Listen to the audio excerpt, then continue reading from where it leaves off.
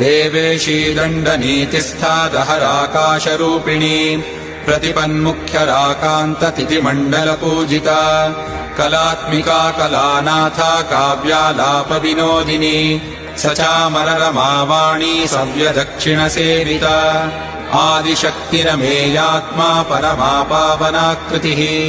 अनेककोटिब्रह्माण्डजननी दिव्यविग्रह क्लीङ्कारी केवला गुह्या कैवल्यपददायिनी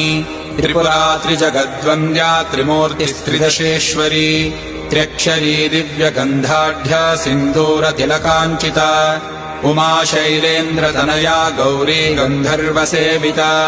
विश्वगर्भा स्वर्णगर्भा वरदा वागधीश्वरी ध्यानगम्या परिच्छेद्या ज्ञानदा ज्ञानविग्रह सर्ववेदान्तसंवेद्या सत्यानन्दस्वरूपिणी लोपामुद्रार्चिता लीला क्लुप्तब्रह्माण्डमण्डला।